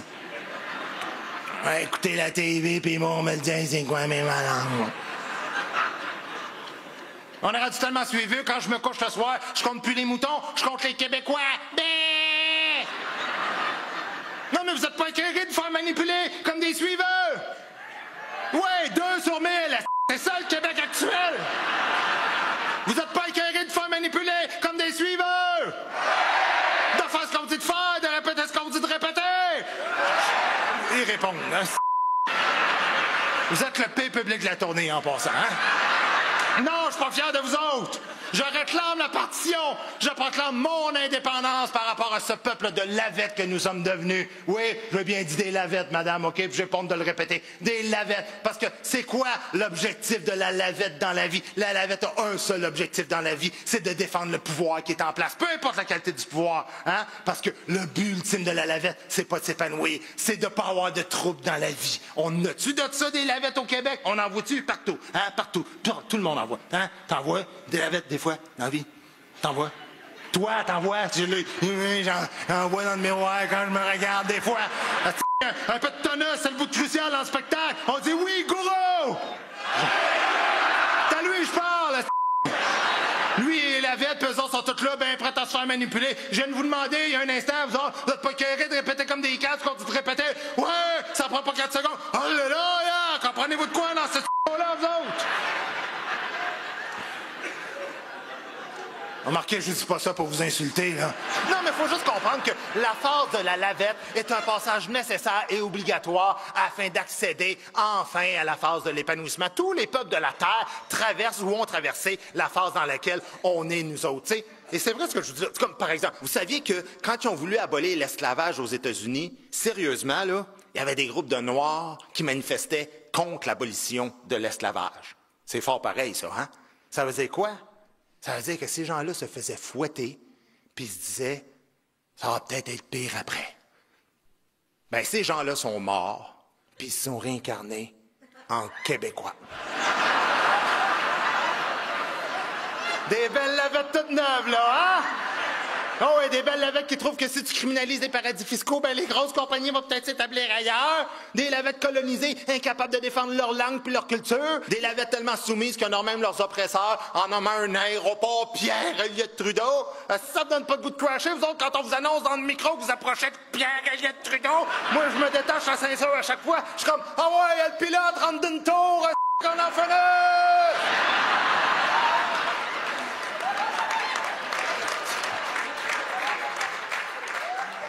Qu'on est le seul peuple sur la Terre à donner des noms de rues en hommage à nos oppresseurs. Pas vrai? Ici, t'as voulu exterminer notre peuple. Ah ouais, une rue à Meuse, toi. Moi, je sais qu'elle change, mais pareil. Tu sais, regarde, à Québec, encore aujourd'hui, il y a une rue qui rend hommage au général Wolfe, le plus grand génocidaire contre les francophones de l'histoire de l'humanité. Christy, à Montréal, on a une rue Ontario. Si ça, c'est pas être maso, je sais pas c'est quoi. C'est comme s'il y avait une rue Donald Trump à Pyongyang. Mais qu'est-ce que tu veux? Ici, au Québec, on aime ça voir petit, hein? Ah oui, plus c'est petit, plus c'est admiré au Québec. Vous avez pas remarqué ça? Regarde, quand un athlète réussit au niveau international, c'est quoi la première phrase qu'il va dire, le commentateur sportif? Il va dire, c'est un petit gars de chez nous. Parce que nous autres, on fait des petits athlètes, gros comme ça.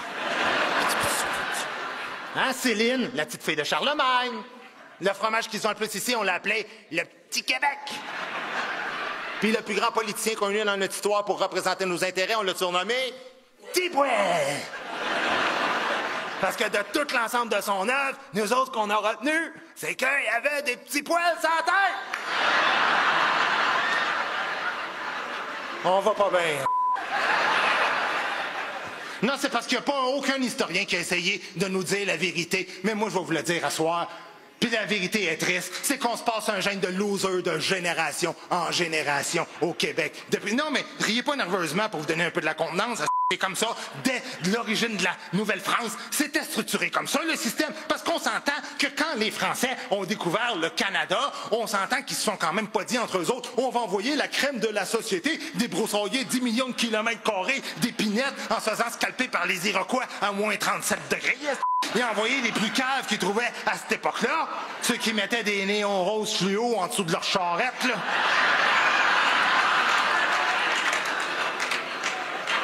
Mais c'est encore de même aujourd'hui, madame. T'as besoin de couper 300 millions d'épinettes. Tu vas pas recruter à Westmount, tu vas à Longueuil, puis là... Tu vas voir le gars qui passe les publics-sacs, tu y mets des dents, puis...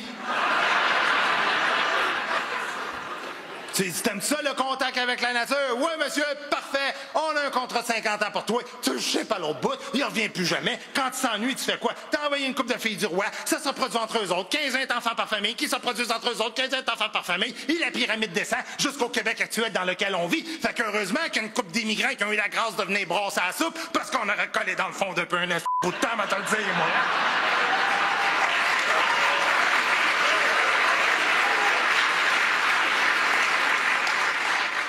On les a vus, les villages qui ont décidé de rester juste entre eux autres, là. Il n'y a pas beaucoup d'astrophysiciens natifs de Hérouville. Pas avec ça que tu vas faire la souveraineté, hein? Puis non, je suis pas souverainiste, soit dit en passant. Ben, un peu. En fait, je suis québécois, fait que je ne sais pas. Parce que moi, je m'en sers de faire la souveraineté avec des Blancs ou des colorés, des francophones ou des anglophones. Moi, je veux juste faire partie d'une nation où le monde chie pas dans ses culottes. Un peuple fier, capable de se tenir debout puis défendre sa langue, sa culture puis son droit à l'existence. Fait que oui, je suis souverainiste, mais pas pour les mêmes raisons que vous autres. Pas pour entendre plus de tunes de Paul Piché à la radio le jour de la Saint-Jean ou pour me décider une fleur de lys de cave dans le front et de fond dans la face quand t'as chaud, tu fais « Ah, ça brûle les yeux, être souverainiste! »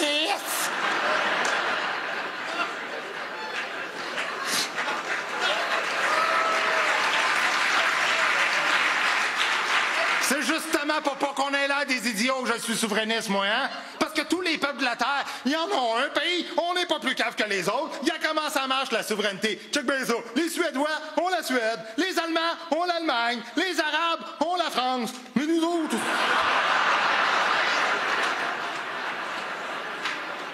Nous autres, on a dit non 2 fois à la souveraineté.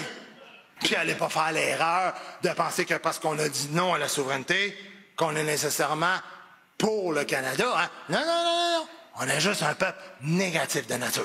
Oui, pas vrai. Peu importe la question.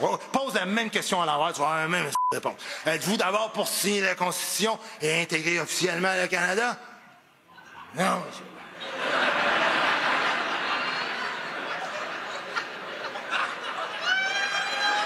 Nous autres, on veut rien, man.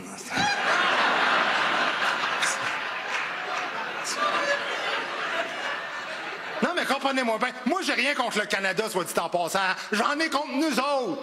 Pour vrai, moi, tu peux être un fédéraliste convaincu. J'ai aucun problème avec ça. D'ailleurs, je préfère de loin le fédéraliste convaincu au souverainisme mou. De très, très loin même. Très, très, très, très loin. Le fédéraliste, il peut être très, très loin. Ça me dérange pas. Mais si toi, tu refuses de te séparer parce que tu trouves que c'est une bonne idée, mais ça va coûter cher, puis il va falloir travailler fort, puis que le dollar va baisser pendant une couple de semaines, franchement, t'auras beau vivre dans n'importe quel pays libre, en dedans, tu vas toujours être en prison. Parce que comme disait mon grand-père, quand on ouvre les yeux après les avoir fermés trop longtemps, la lumière fait tellement mal qu'on souhaite juste les refermer. Mais après un temps, on s'habitue au soleil. Et c'est à ce moment qu'on réalise à côté de quoi on passait quand on se contentait de vivre dans les ténèbres.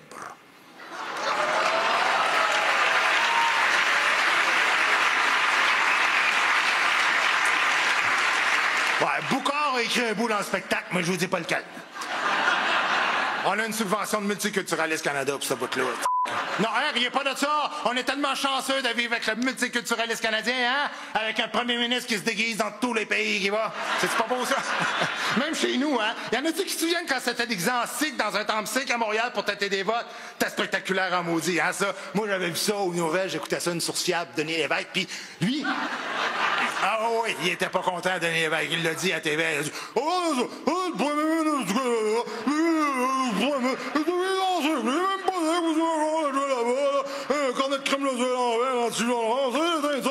en tout cas, plein d'arguments, même. Puis non, mais il parlait pas de ça. Il y avait un panel d'experts avec lui. Il y avait un nain albinos. Puis une femme fontaine. Ça,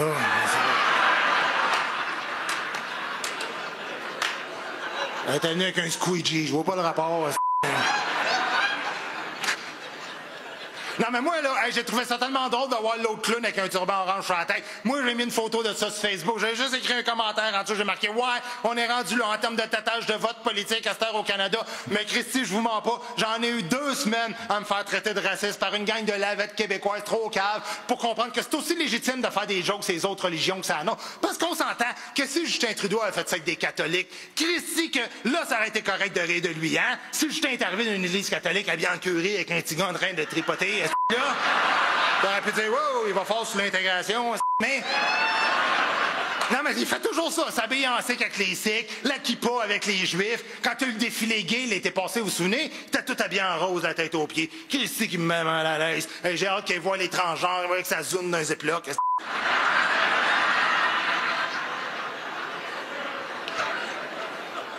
Ça va faire d'avoir là des caves partout sur la planète à cause de ce gars-là? Puis surtout, ça va faire l'autoflagellation des Québécois de se traiter de nous autres mêmes de racistes alors qu'on fait probablement partie des peuples les plus ouverts et les plus accueillants de l'histoire de l'humanité, mesdames et messieurs. Allô? Okay. Patrick Roy, dans sa biographie, racontait qu'au secondaire, il s'est fait couper de son équipe de hockey. Patrick Roy, je savais même pas qu'il était allé au secondaire.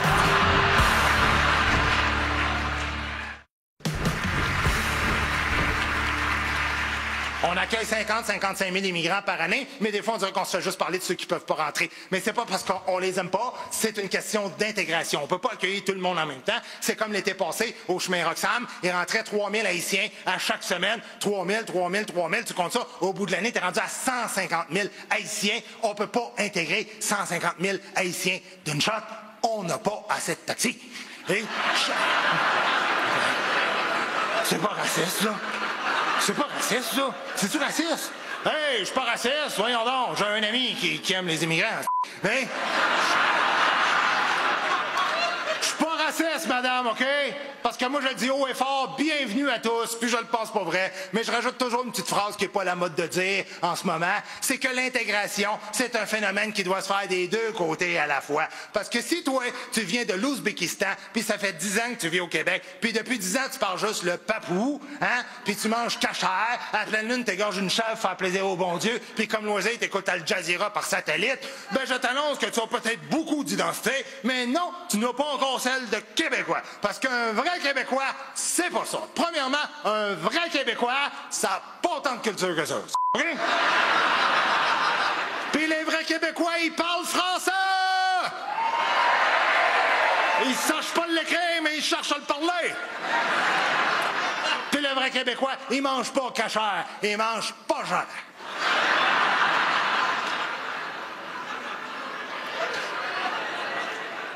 Tout ça pour dire que quand ça va pas bien ici, on met toujours la faute sur les autres, là, mais faudrait peut-être commencer par se regarder dans le blanc des yeux puis se poser des vraies questions. Puis se demander c'est quoi ça, un vrai Québécois? Et surtout à quoi on s'attend de ceux qui se joignent au reste de la gang. Ça va peut-être être plus respectueux entre toutes les communautés. Parce qu'en ce moment, vous le voyez, hein, ça marche plus pantoute, cette là. C'est le chaos. C'est le chaos. Ben, c'est écrit noir sur blanc dans mon texte, je suis pas cave. Et le chaos, ça fait quoi? Eh bien, le chaos, ça fait en sorte qu'il n'y a plus rien qui est de la faute de personne au Québec. T'as pas remarqué, quand ça va pas bien dans la vie d'un Québécois, c'est de la faute de qui? Ta femme, ton chien, ton boss, ton voisin, les immigrants, le gouvernement.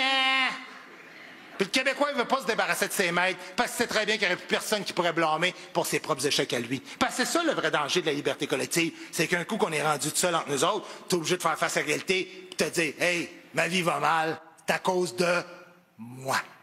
Mais ça, réfléchir par soi-même, c'est pas demain que ça va entrer au programme du ministère de l'Éducation du Québec, hein? Tu l'as vu, la nouvelle génération? Ah, réfléchis, man!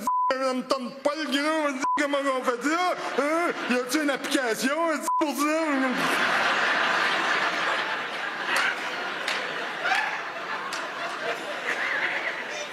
Non, moi, mon père disait toujours ça. Il disait, réfléchir, mon gars, c'est la chose la plus difficile au monde. C'est pour ça qu'il y a si peu de gens qui le font. Ben, je pensais qu'il exagérait, mais Christy avait raison, cet homme-là. La majorité des humains ont besoin qu'on leur dise quoi penser dans la vie. C'est vrai, c'est à ça que ça sert, la TV, les églises, Facebook. Mais toi, qu'est-ce que tu penses?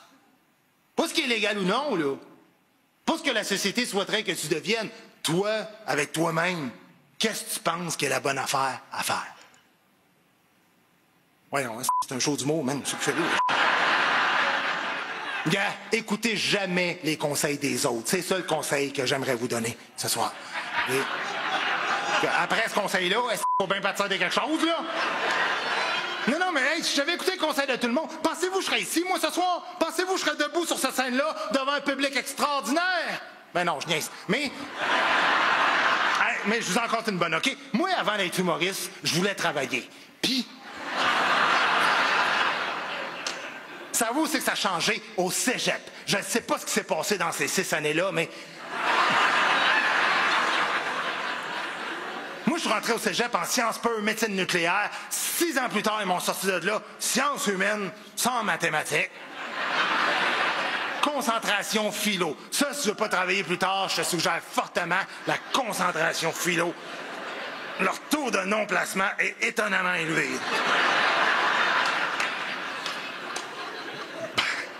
Bref, le premier cours de philo que j'ai de toute ma vie, j'ai 18 ans, j'arrive là, et là, il y a un grand barbu qui m'attend dans le corridor, debout devant la classe, et là, il me regarde puis il me dit « Bonjour, comment ça va? » Moi, je dis « Ça va bien. » Il me dit « Bien non, ça ne peut pas aller bien, car le bien et le mal n'existent pas. » Oh!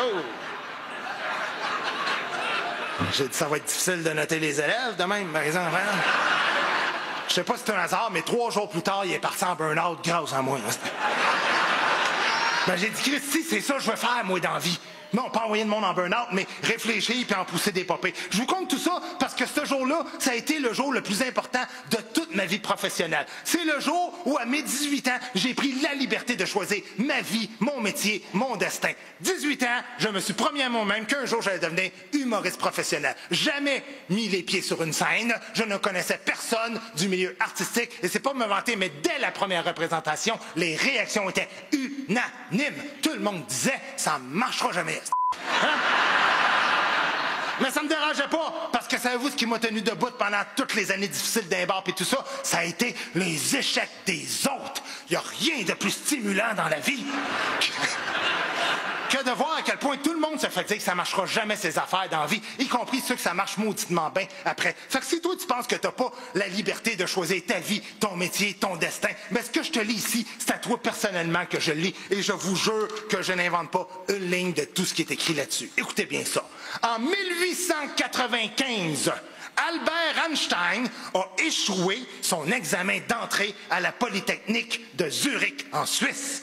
On s'entend-tu que quand tu peux te vanter d'avoir refusé Albert Einstein dans ton école, la barre est quand même assez haute pour ceux que t'as dit?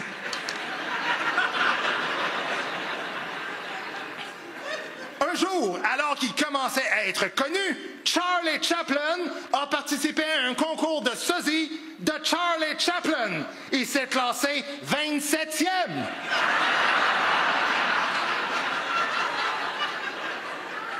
Auguste Rodin a été refusé 3 fois aux Beaux-Arts de Paris. Rodin! C'est un sculpteur pour les gens de Longueuil.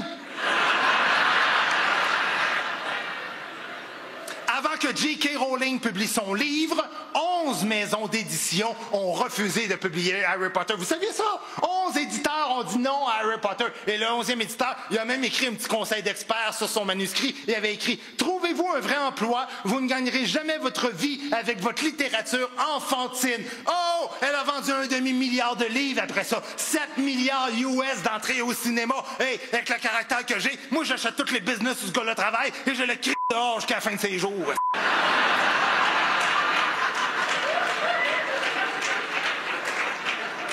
Janvier 1962, la maison de disques Decca à Londres refuse de signer les Beatles en leur écrivant « Malheureusement, vous n'avez pas ce qu'il faut pour percer le marché de la radio ».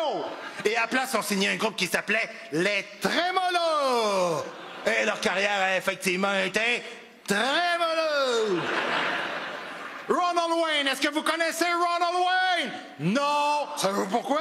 Parce que Ronald Wayne, c'est un des 3 cofondateurs de la compagnie Apple avec Wozniak et Steve Jobs. Sauf que lui, Ronald Wayne, contrairement à ses 2 collègues, il avait prévu la faillite de sa propre compagnie dès sa fondation. Alors en 1976, il a vendu toutes ses parts à ses 2 collègues pour la somme de 800 $. Aujourd'hui, elle vaudrait 61 milliards de dollars. Et en entrevue, l'autre jour, il a déclaré avoir su, je les aurais conservés. Un visionnaire.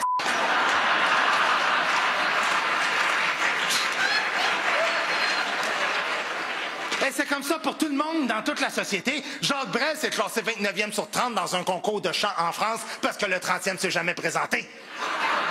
Le journal François avait écrit « Jacques Brel est belge, nous lui suggérons de reprendre un aller simple pour Bruxelles. » m'a dit, ça n'a pas été long qu'ils ont retitré ça pour « Ne nous quitte pas ».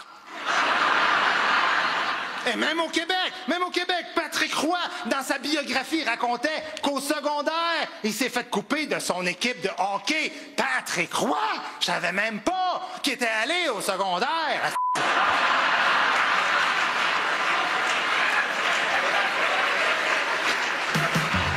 Puis si t'es gay, puis tu sais que c'est pas grave d'être gay, dis-le. Laisse-toi pas monter sur le dos.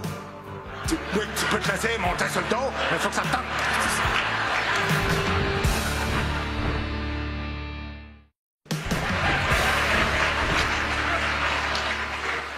Non, mais comprends-tu à quel point on s'en fait toujours pour ce que les autres vont penser de nous autres dans la vie? Mais dans le fond, les autres, ils savent rien.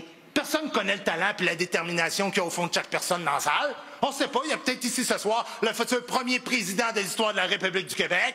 Hein? Ou le premier ingénieur qui va être capable de faire tenir un pont de bout de plus que 25 ans. Tout ça peut.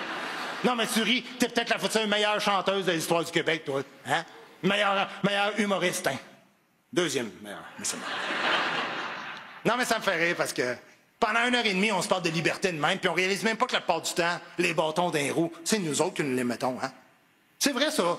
Les gens ont encore des rêves, mais on croit juste pas aux moyens qu'on a de pouvoir y accéder. Et qu'est-ce qui fonctionne le plus dans les sociétés qui perdent leur repère de même? C'est quoi? Les superstitions. Ça marche-tu, ça, au Québec? Les superstitions? T'as vu ça? Ça, c'est comme le monde qui pêche de l'argent dans les fontaines. T'as vu les... Ça, c'est écœurant, hein? Le monde font ça. Moi, je rêve de devenir riche.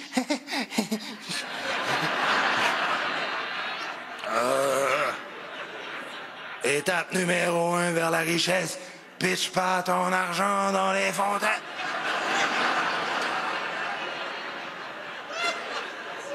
Étape numéro 2, ouvre-toi une fontaine.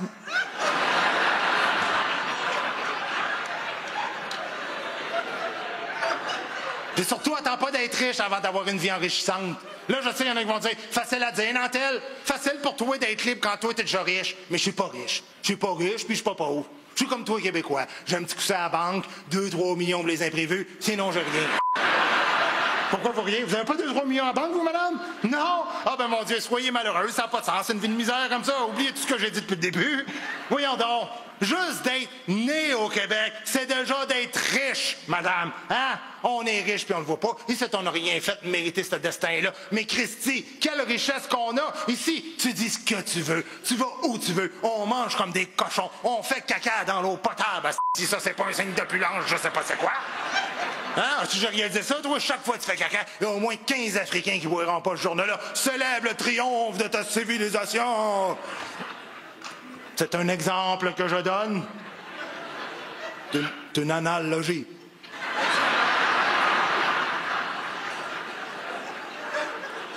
Non, mais ici, c'est vrai, on a tout, puis on le réalise pas. Ici, t'as l'aide sociale si jamais les affaires tournent mal, t'as l'urgence gratis si c'est pas urgent, t'as la scolarité payée jusqu'à la fin de tes jours, tu rembourses tes prêts bourses avec ta pension de vieillesse, tu contribues jamais. C'est magique, ce système-là. Hein? Si on faisait tirer ta vie à la loterie mondiale, il y aurait au moins 6 milliards de personnes en ligne qui rêveraient de la gagner, cette vie-là. Puis de toute façon, juste d'être en vie, c'est déjà d'avoir gagné à la loterie. Avez-vous déjà fait le calcul? Sur 500 millions de spermatozoïdes, vous êtes la combinaison gagnante. C'est 35 fois plus tough que de gagner à 6,49, ça, OK? Oui, il y en a, ils étaient moins nombreux. Ici, là, hein? Ils étaient 50. Eux autres, ils étaient 50.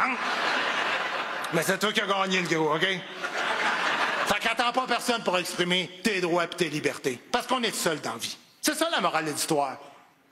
Ah, c'est vrai, ça. Être authentique le plus souvent possible, c'est ça la vraie liberté. Parce qu'il n'y a jamais personne qui va pouvoir t'empêcher d'être toi-même dans la vie. Sauf une personne. Toi. Mais si t'es pas content de comment on te traite dans la vie, dis-les. Hein? Puis si t'as une idée puis tu penses que les autres ne voudront pas l'entendre, dis-les. Puis si t'es gay, puis tu sais que c'est pas grave d'être gay, dis-les. Laisse-toi pas monter sur le dos. Oui, tu peux te laisser monter sur le dos, mais il faut que ça te tente. Non, mais là, c'est mal sorti, mais vous comprenez le principe que j'essaye de rentrer dedans. Ce que je te dis, c'est qu'il n'y a jamais personne qui va être responsable de ton bonheur dans la vie. Pas un patron, pas un conjoint, pas un gourou. En même temps, sois pas trop authentique non plus, hein? Parce qu'il n'y a rien de plus fatigant que quelqu'un qui revendique toujours ses droits puis ses libertés à lui, hein? Parce que, oui, tu sais, je dis, on est seul, là, mais capote pas avec ta solitude. On est seul, c'est une manière de parler. On est seul, mais on n'est pas seul, là, tu sais. Reviens-en de ta solitude. On est seul, mais t'es seul avec d'autres mondes seuls. Fait que t'es obligé de composer avec toi, mais aussi les autres. T'as besoin d'être en compagnie de d'autres mondes, seul. Ben, toi, si toi, t'es dans la solitude. Non, mais c'est vrai, c'est comme si moi, je suis tout seul, toi, ça n'a pas de sens. T'as besoin d'être avec d'autres personnes seules dans ça. Si toi, t'es là, tu dis, ah, lui, il fait un show tout seul. Mais il est bien niaiseux. Moi, je me dis, ben non, je suis tout seul, t'es là. Je suis pas tout seul. Il y a juste moi qui le comprend, le concept, sont toutes là. Moi, ça fait longtemps que j'ai compris que la seule manière d'être vraiment libre dans la vie, là, c'est de l'être en gang. Parce que si toi, t'es libre seul, là, t'es déjà mort.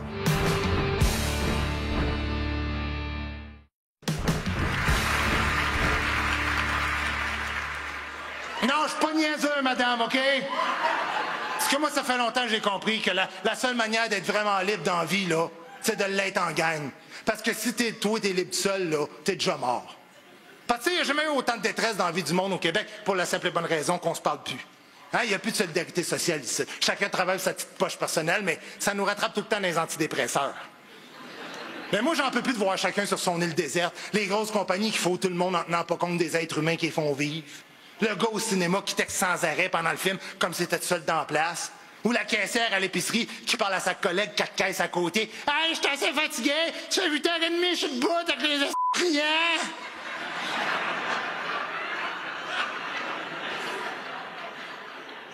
On a tous des droits, on est tous libres, mais on n'est pas seuls. L'uniformité sociale n'existe plus, tant mieux pour l'épanouissement personnel, mais il va falloir un jour trouver une manière de mettre tout ça ensemble, puis de former un tout, puis de vivre ensemble, en paix. Parce que moi, je ne sais pas si votre vie va bien, mais je vous le souhaite. Mais ce que je voulais vous dire à soir, c'est qu'on a le choix. On n'est pas condamné à rien dans la vie, tu sais. L'idée, au fond, là, c'est juste d'être bien. Mais tu sais, si tu te lèves le lundi matin, puis déjà t'es en maudit d'aller à la job, hein? Là, tu tapes le trafic pour aller te défoncer pour un boss qui, au fond, se fout complètement de toi. T'endures 8 heures de malade, des petits vrais de 15 minutes. Là, tu t'en vas sur ton Facebook voir tes amis imaginaires, puis tu reviens le soir encore jamais une autre heure pour finalement bouffer à 7-8 heures le soir un souper frais que t'as même pas le temps de cuisiner toi-même. Puis t'écoutes la TV, puis t'engourdis le cerveau, puis tu parles pas à tes enfants, hein, parce que chez vous, c'est chacun devant son écran, tu sais. Ça, c'est de même 5 jours par semaine. Ou là, après ça, t'arrives à la fin de semaine, là, puis là, tu tapes tous les commissions dans la même journée, là, hein? Puis t'achètes trop de bouffe pour fuir ta détresse, puis tu mets ça sur tes Hermès pour encore plus de bouffe gratis, que t'en as tellement que tu sais pas où mettre ça. Fait que tu fais faire un walk-in, un assez gros garde-robe rempli de bouffe, qu'il y en a tellement que tu sais plus où mettre ça. Fait que tu mets ça dans le derrière, puis tu marches plus, puis tu prends ton char pour aller conduire tes enfants à leur activité d'enfants 500 mètres à côté. Que tu sais donc pas d'ailleurs comment c'est que des enfants de 8 ans s'attendent d'activité sociale en 2019. Mais c'est de même. C'est de même 50 semaines par année pour 2 petites semaines de vacances qui te juste assez de temps pour voir la vraie vie à côté de laquelle tu passes, mais jamais assez pour pouvoir récupérer bien comme du monde puis profiter de ton existence. Ça dure 30 puis 40 ans où tu cours comme un hamster dans la roue du temps, puis pour une raison que tu comprends pas, tu peux plus t'arrêter. Jusqu'au jour où tu deviens toi-même un vieux hamster malade puis frustré, qui trouve que c'était bien mieux dans son temps, puis qui en veut à ses propres enfants de pas venir le voir parce qu'ils sont bien trop occupés. Puis tu sais donc pas où c'est qu'ils ont appris à vivre de manière aussi déséquilibrée que ça. Puis tu meurs sans jamais comprendre le sens de ton passage sur la terre. Mais tu sais, t'es pas obligé de vivre ça. Non, parce que ta seule responsabilité dans la vie, là, c'est d'être conscient que le temps passe à la même vitesse pour tout le monde. C'est d'être présent, d'être libre de choisir tes propres contraintes, libre de choisir qui puis quoi tu priorises dans la vie. Libre de penser par toi-même, d'être bien avec les autres, puis surtout en accord avec tes principes. Tu sais, c'est à vous autres de voir si vous prenez le contrôle ou pas de votre existence. Mais quand vous allez être en contrôle, vous allez le savoir, parce que vous allez comprendre que c'est bien beau une charte des droits et libertés individuelles, mais il va falloir un jour qu'elle soit accompagnée d'une charte des devoirs puis des responsabilités collectives. Et quand tout le monde sera sur la même page au Québec, là, on pourra se vanter qu'ici, chez nous, on est une société plus avancée qu'ailleurs dans le monde. Mais le jour où ça va arriver, moi, je fais une prédiction, c'est que ce jour-là, là, on n'aura plus jamais besoin d'aucun gourou, mesdames et messieurs. Ça a été un plaisir et un honneur de faire ce show-là pour vous autres, mesdames, messieurs. Merci beaucoup et bonne fin de soirée! Salut!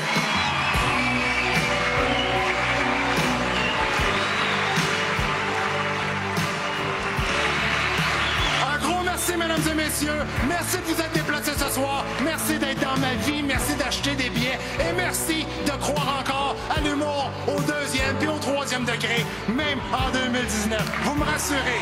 Merci mille fois.